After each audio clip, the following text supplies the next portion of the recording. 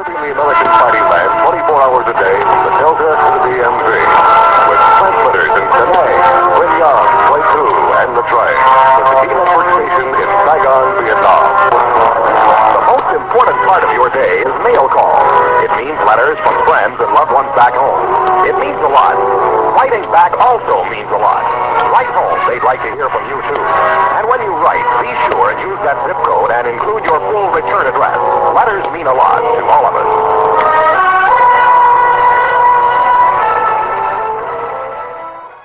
At this point, 225 U.S. servicemen have been killed in the war, while the government still denies active participation. The end of World War II saw the scrapping and mothballing of many of the United States Navy's ships, and by 1948, there remained just over 250 vessels in service. This large-scale decommissioning of ships ended with the rising tensions between the United States and the Soviet Union. While the Korean War brought these tensions to a head, the U.S. Navy did not often have direct involvement in the conflicts that took place.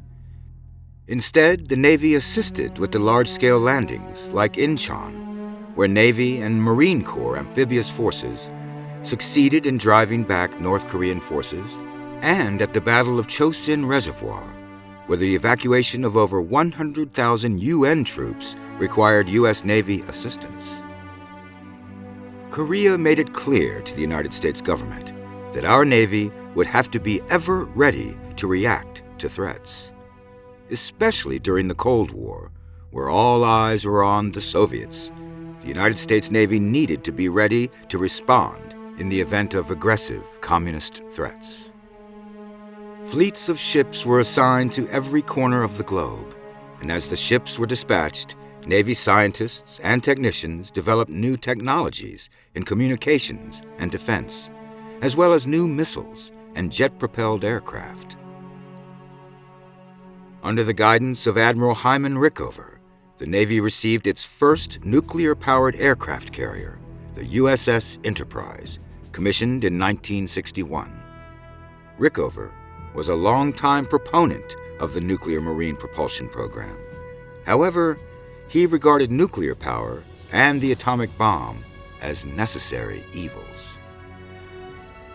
In 1962, shortly after the commissioning of the USS Enterprise, President John F. Kennedy and Vice President Lyndon B. Johnson inspect the naval fleet, and the President addresses a group of seamen.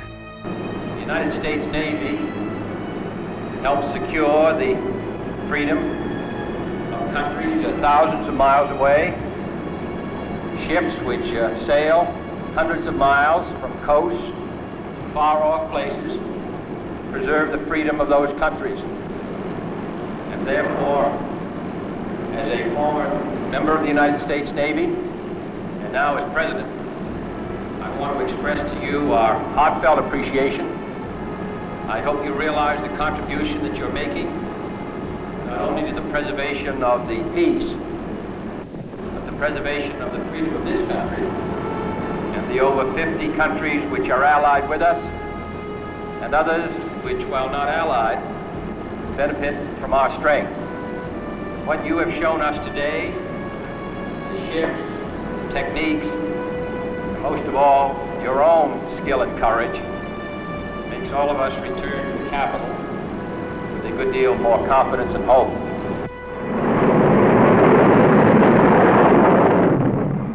It is the Navy that will follow up the Green Berets' sacrifices in Nam Dong in the Gulf of Tonkin incident, the one occurrence that will finally push the United States from the periphery to full-scale involvement in the war in Vietnam.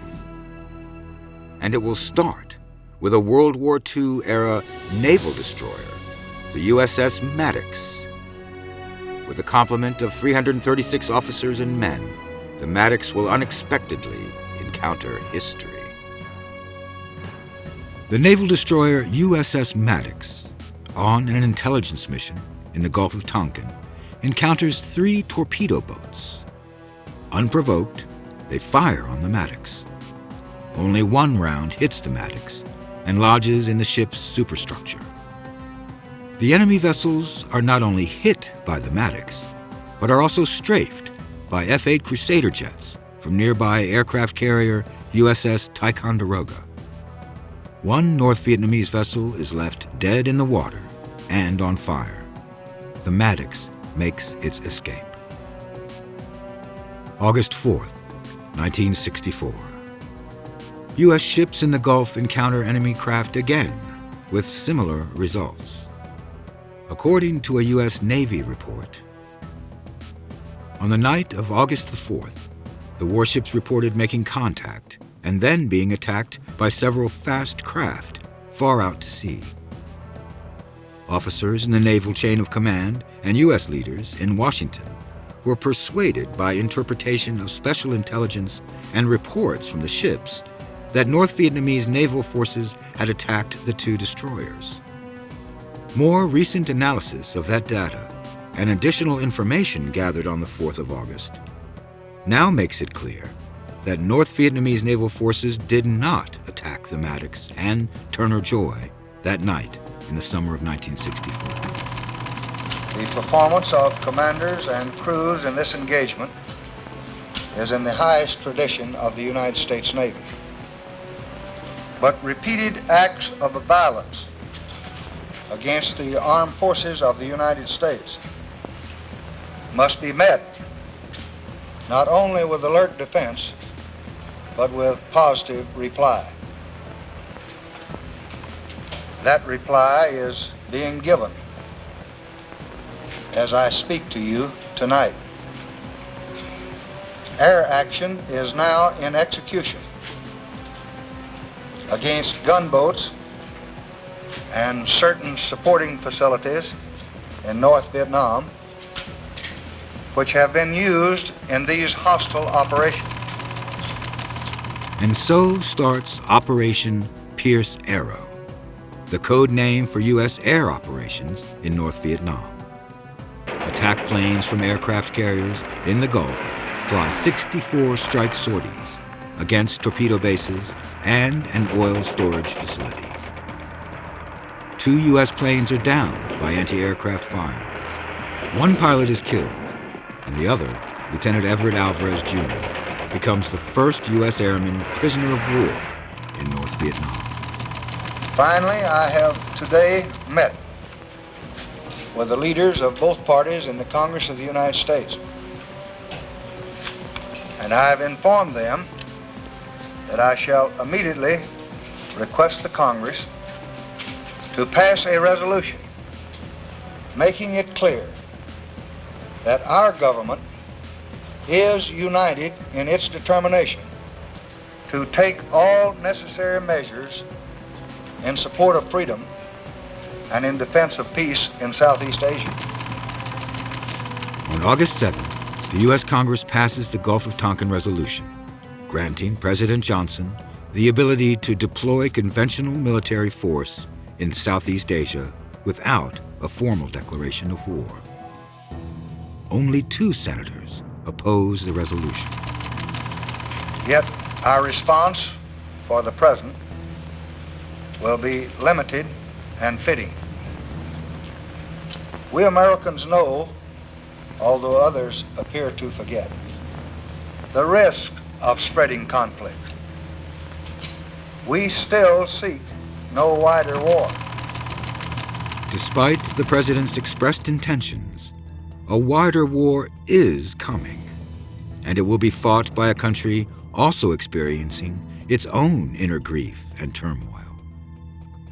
When Johnson was sworn in as president, there were about 16,000 Americans serving in Vietnam. In a few years, there will be over 500,000. Thanks for watching. If you'd like to help us produce more compelling historical content like this, please like, comment below, and share this video with fellow history buffs. And of course, be sure to subscribe to help keep history happening.